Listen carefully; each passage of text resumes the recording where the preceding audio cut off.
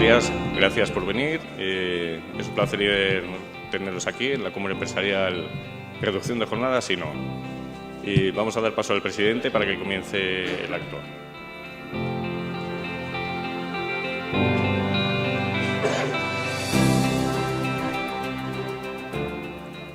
Buenos días. Muchísimas gracias a todos los que os habéis desplazado hoy hasta aquí para asistir en representación de vuestras organizaciones y empresas a esta cumbre empresarial. Antes de analizar el impacto que tendrán nuestras pymes y autónomos la reducción de la jornada laboral impuesta por ley y fuera de la negociación colectiva, me gustaría recordar algunos de los retos a los que nos enfrentamos en nuestro día a día. El Banco de España indica que en nuestro país se han promulgado al menos 206.777 normas entre 1995 y 2020. Una enorme actividad legisladora que está lastrando el crecimiento de la economía y donde las empresas más afectadas somos las pymes. Esta profusión de cada vez más normas de menos calidad y con constantes referencias a otros textos hace que el cumplimiento normativo se convierta en una pesadilla para nosotros los empresarios. Otra conclusión del Banco de España es que un exceso de regulación se traduce en barreras para acceder al mercado para nuestras empresas, lo que provoca un menor número de sociedades en el escenario empresarial. El mismo Ministerio de Economía reconoce que los efectos de la sobreregulación provocan que el 36% de la economía española se vea afectada por el peso del exceso normativo, lo que impacta de manera negativa en 1.930.000 empresas y 9.750.000 trabajadores. La misma presidenta de la Comisión Nacional de los Mercados y Competencia arremetió en el Congreso hace escasas fechas contra el exceso brutal de burocracia que sufren las pymes, que las está ahogando y está frenando muchísimo la actividad económica.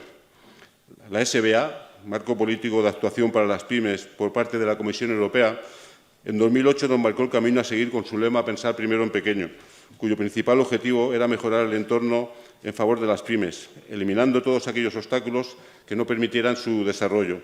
Se trataba de hacer leyes pensando en los pequeños para que se pudieran hacer grandes. Desde Compymes apoyamos los principios de la SBA y defendemos el capitalismo inclusivo, que es trabajar por una economía inclusiva que nos permita a las pymes competir en igualdad de oportunidades. Y eso incluye poder formar parte con voz propia e independiente de todas las mesas de negociación donde se decide nuestro futuro. Porque el capitalismo sin competencia no es capitalismo, es explotación. Cuando el poder únicamente se concentra en oligopolios que dominan los mercados, provoca un aumento de los precios y el concepto de libre empresa no deja de ser una mera ficción. Siguiendo ese marco de actuación de la Comisión Europea, varias son las batallas que se están librando en este momento y que afectan enormemente al futuro de nuestras pymes para que puedan competir en esa igualdad de condiciones con la gran empresa. Esto es fundamental para impulsar su competitividad y resiliencia y reforzar la equidad en el entorno empresarial. Una se está librando en Europa con el nuevo reglamento para luchar contra la morosidad en las operaciones comerciales y que aborda los retrasos en los pagos, una práctica desleal que compromete el flujo de caja de las pymes y obstaculiza su competitividad. Esta iniciativa es fundamental para nuestra economía, pues una de cada 3 quiebras de empresas es consecuencia de la morosidad. En este sentido, los lobbies de las grandes corporaciones están utilizando su influencia para poder seguir pagando a las pymes y autónomos en los plazos que le dé la gana, así de claro. En España, la mayoría de las grandes empresas se financian a través de las pymes, incumpliendo de largo los plazos de pago que marca la ley, igual que algunas administraciones. A pesar de que llevamos años pidiendo un régimen sancionador que tan buenos resultados está dando en el sector del transporte, este sigue paralizado en el Congreso. Veremos qué dice Europa si se llegara a poner en marcha el nuevo reglamento contra la morosidad, que a día de hoy no está nada claro. Otro reto importante es conseguir que se creen las condiciones que faciliten que las empresas de menor dimensión puedan tener mejor acceso a la compra pública. Los cambios regulatorios que introdujo el Gobierno para fomentar la participación de las pequeñas y medianas empresas en la contratación pública no han resultado suficientes, pues a las pymes apenas se les adjudica una parte muy pequeña de los contratos públicos licitados por el Estado. Si observamos la información estadística de los contratos que han sido adjudicados a las micro, pequeñas y medianas empresas, el porcentaje en 2024 ha sido únicamente del 15%, según la Dirección General del Patrimonio de Estado del Ministerio de Hacienda. Respecto al nivel de lotificación alcanzado en la adjudicación de la contratación pública española, se puede resumir señalando que aproximadamente una décima parte de los contratos adjudicados se encontraban divididos en lotes. Esto nos indica que las pymes estamos muy lejos del objetivo lógico de situarnos en el mismo porcentaje de nuestro peso en la economía y nuestra aportación al PAC de España. Es necesario recordar que las pymes representamos más del 62% del valor añadido bruto generado por las empresas no financieras. Suponemos el 9,8% del tejido empresarial y casi el 70% del empleo total. Por tanto, existe una importante asimetría entre el valor que generamos y el valor total de los contratos de los que resultamos adjudicatarios, asimetría que se acentúa en relación con las micropymes. Nada justifica que las pymes no tengamos un acceso más fácil a los mercados de contratación pública que nos ayudaría a liberar todo nuestro potencial, generando un impacto positivo en el crecimiento de nuestra economía. Es importante también ir mejorando la ley de segunda oportunidad, que es la mejor práctica para resolver los problemas de insolvencia de particulares y empresarios, con el lunar del crédito público, que sigue sin ser exonerable en su mayor parte, lo que contradice la finalidad de la Directiva Europea, que es precisamente conseguir la plena exoneración de los empresarios insolventes. No es serio que el deudor pueda obtener la exoneración en función del juzgado que caiga su asunto. Indicar que en concursos de acreedores se han disparado. En el 2024 fueron 57.507 concursos de acreedores, que supone un 35,5% más que en el 2023. A pesar de las tasas elevadas de desempleo en España, otro tema que nos preocupa es que ciertos sectores se enfrentan a una alarmante escasez de trabajadores tanto de alta como de baja cualificación y, además, está en peligro el relevo generacional en muchos negocios. Añadir la fuga de talento, que es un fenómeno que ha cobrado una relevancia preocupante en el mercado laboral español. La pérdida de talento tiene un impacto directo en la competitividad de las empresas y en la capacidad de innovación del país.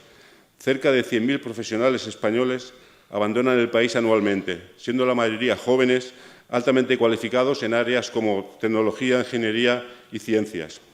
Pero yendo al tema que nos ocupa hoy, estamos viendo cómo se está socavando el diálogo social, que es un pilar fundamental de la democracia y un componente esencial del modelo social europeo, donde a los empresarios, que somos los que pagamos la fiesta, se nos aparta de la toma de decisiones y no se tienen en cuenta las consecuencias negativas que tienen para nosotros y para nuestro país las políticas antiempresa que lastran nuestro futuro y viabilidad.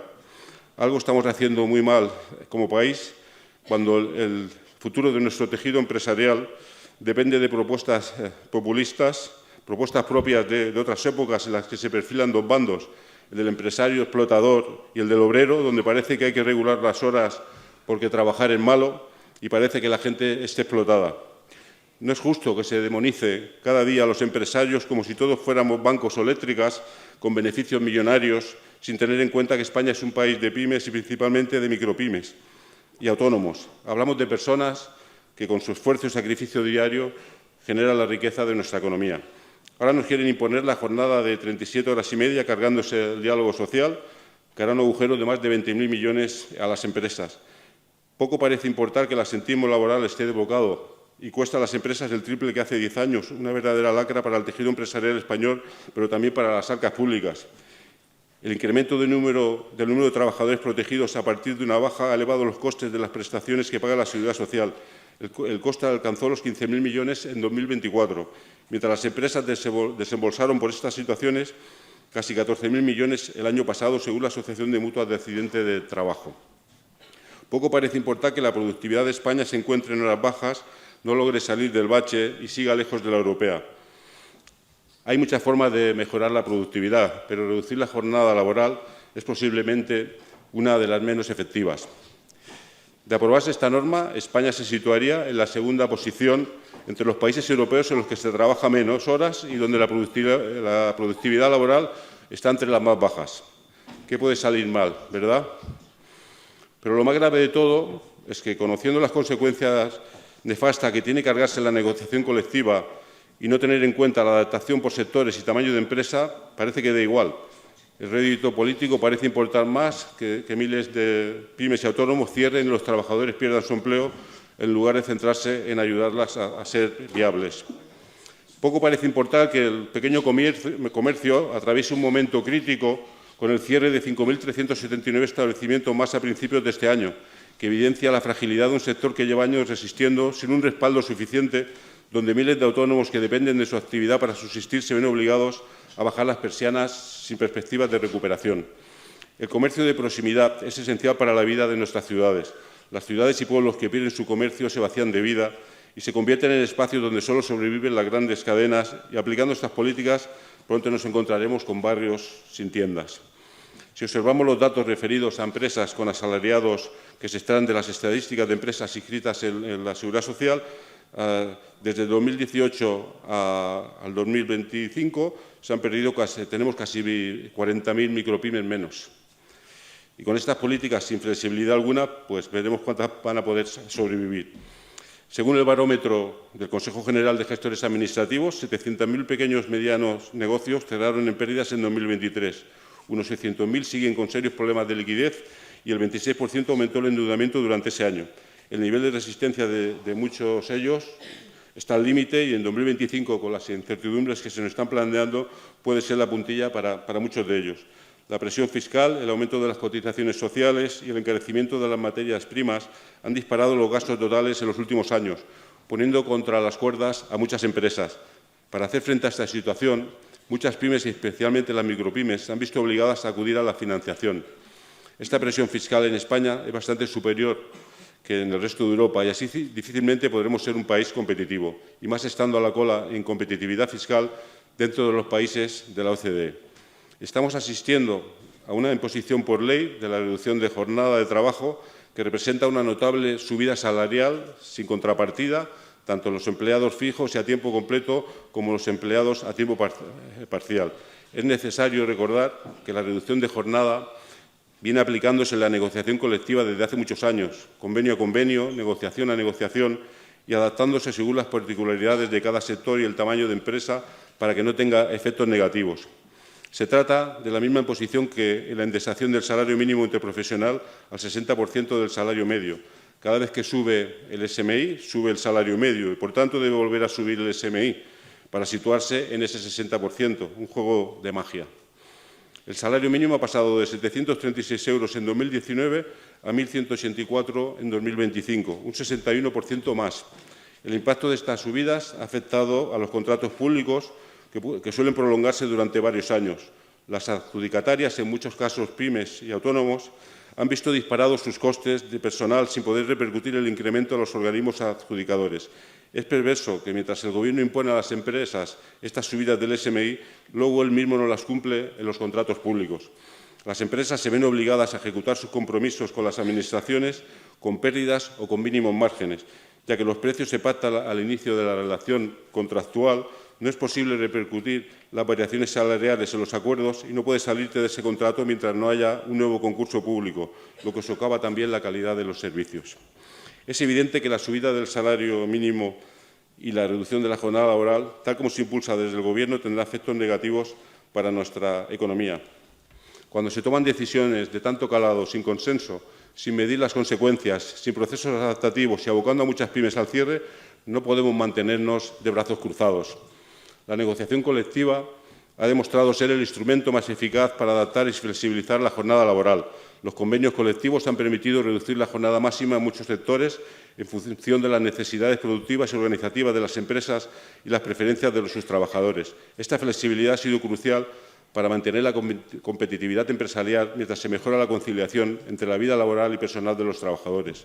Un acuerdo social de reducción de jornadas laborales en el que se tenga en cuenta la heterogeneidad y singularidad de los sectores, con implementación a través de la negociación colectiva, es el mejor camino en el proceso gradual de reducción del tiempo de trabajo, vinculado a la productividad y a la gestión eficiente, sin los riesgos y efectos negativos de una imposición legal no acordada.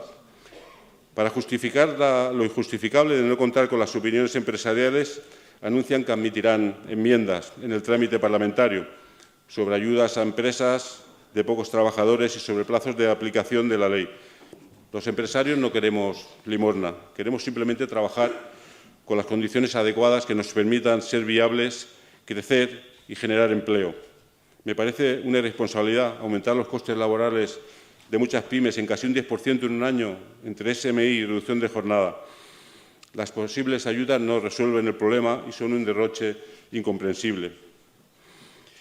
Debemos permitir que se metan dentro de nuestras empresas y decidan por nosotros cómo organizar nuestro trabajo con la excusa del supuesto bien común, pero que solo obedece, parece ser, a necesidades políticas. Otra imposición más para controlarnos, pues nos han convertido a todos los empresarios en sospechosos, es que todas las compañías, sin importar su tamaño, estarán obligadas a adoptar un sistema digital de registro horario accesible tanto para los empleados como para la Inspección de Trabajo y los sindicatos, permitiendo así una supervisión remota y en tiempo real. Este acceso automático y remoto al registro de jornada supone una vulneración del derecho a la libertad de empresa, a la privacidad y, al mismo tiempo, conlleva una presunción implícita de incumplimiento empresarial en materia de jornada que es inadmisible. Se puede estar incurriendo en una flagrante inconstitucionalidad por intromisión en la vida de las personas con el acceso directo de funcionarios del Gobierno sin garantías al obligatorio registro horario en todas las empresas. Conocido el mal uso que en España se da a la información privada que atañe a personas, el que cualquiera puede conocer estos datos sin limitaciones es simplemente una injerencia intolerable en los derechos individuales. El derecho de acceso directo y remoto al registro de jornada por parte de la Inspección de Trabajo y de la representación de los trabajadores tampoco garantiza la compatibilidad con las exigencias impuestas por la Ley Orgánica de Protección de Datos Personales y el Reglamento General de Protección de Datos Europeos. Esta obligación de la empresa de mantener un registro diario de jornada realizado por medios digitales que alcanza a todas las empresas, independientemente de su tamaño, ubicación y sector de actividad, no tiene en cuenta las dificultades que el cumplimiento de este requisito entraña en muchos casos, como las personas que no utilizan herramientas informáticas en su puesto de trabajo o las que prestan servicios en instalaciones de clientes o en lugares de trabajo en zonas con poca cobertura o falta de conectividad por déficit de infraestructuras. La norma no tiene en cuenta la realidad productiva diferencial, entre otros, de los sectores agrarios y pesquero, donde la aplicación de medios digitales para el registro de jornada puede resultar especialmente complicada por el propio carácter de trabajo realizado, que se desarrolla en plena naturaleza, donde el acceso a medios digitales resulta difícil y en muchas ocasiones en lugares donde no existe cobertura. Además, no contempla medidas y salvaguardas que serían imprescindibles en materia de ciberseguridad para minimizar el elevado riesgo de ataques informáticos que comporta la interoperabilidad del registro y la accesibilidad remota desde diferentes organizaciones y servidores informáticos. Tampoco se ha previsto, respecto a la desconexión digital, que sea negociable en perfiles de alta responsabilidad y las excepciones a la prohibición de comunicación con las personas trabajadoras por concurrir circunstancias excepcionales justificadas. No se tienen en cuenta sectores, actividades y situaciones con necesidades propias y específicas de su actividad productiva, como las explotaciones agrarias dependientes de la climatología, entre otras actividades cuyas características pueden requerir esa excepcionalidad. Como vemos, este cambio normativo que nos quieren imponer no es solamente una reducción de la jornada hasta las 37 horas y medias, sino que lo que se pretende es reducir la jornada, crear un nuevo registro de jornada, reforzar el derecho a la desconexión digital con el derecho del trabajador a no estar localizable fuera de su horario de trabajo y cambiar el régimen sancionador, multiplicando la cuantía de las sanciones. No se tiene en cuenta ni el tipo de actividad ni las nuevas formas de trabajo, como el empleo por objetivos, el teletrabajo o la distribución irregular del horario para favorecer la conciliación. Tampoco tiene en cuenta la flexibilidad con la que trabajan las empresas más pequeñas y los autónomos, en muchos casos negocios familiares, lo que dificultará la implantación del sistema de seguimiento de la jornada de 37 horas y media. No hacerlo llevará aparejadas multas muy elevadas de hasta 10.000 euros por trabajador, una decisión que cambia radicalmente las sanciones que se aplican ahora, que son por empresa y no llegan a 7.500 euros. El propio Consejo Económico y Social, en su dictamen sobre el anteproyecto de ley para la reducción de la duración máxima de la jornada ordinaria de trabajo, el registro de jornada y el derecho a la desconexión del pasado día 26 de febrero de 2025, fue muy claro. La memoria del análisis de impacto normativo está basada en un análisis de los impactos económicos esperados insuficientemente fundamentado e incompleto. La trascendencia económica de la reducción de la jornada máxima legal, que afecta a los intereses económicos de una parte muy sustancial de las personas trabajadoras y de las empresas españolas, requiere de la realización de un estudio en profundidad que determine, con el máximo rigor, en primer lugar, las previsiones de efectos económicos y distributivos a corto plazo de la medida, tanto desde el punto de vista macroeconómico como específicamente en los distintos sectores, ramas de actividad y empresas afectadas por la reforma, dada la heterogeneidad del tejido empresarial español. En segundo lugar, la iniciativa debiera proporcionar también un análisis más fundamentado del alcance de los impactos económicos indirectos o a medio plazo que se esperan en la reducción de la jornada legal. Se trata de cuestiones económicas complejas, de mucho calado, que exigen de una memoria de impacto económico más consistente y completa. recogiendo también los efectos económicos del nuevo sistema de registro de jornada y de la nueva regulación del derecho a la desconexión, de los que nada se dice. Tampoco evalúa el impacto económico que la entrada en vigor de la norma tendrá en diferentes ámbitos y las diversas realidades del tejido empresarial español, particularmente las microempresas, las pymes y el sector primario. Como todos sabemos, la finalidad de una memoria de análisis del impacto normativo es garantizar que a la hora de elaborar y aprobar un proyecto se cuenta con toda la información necesaria para estimar el impacto que la norma supondrá para sus destinatarios. Esto es otro despropósito. ¿Cómo se pueden tomar decisiones sin medir las consecuencias que tendrá para nuestro país? Si ser emprendedor ya es una misión de alto riesgo, no dejemos que lo conviertan en una misión suicida. Somos un país en el que la mayoría de nuestro tejido empresarial está formado por micropymes y autónomos, pequeños empresarios que trabajan de sol a sol para poder pagar las nóminas y sacar adelante a sus familias. Son los verdaderos héroes que generan la riqueza de nuestro país, poniendo continuamente en riesgo su patrimonio.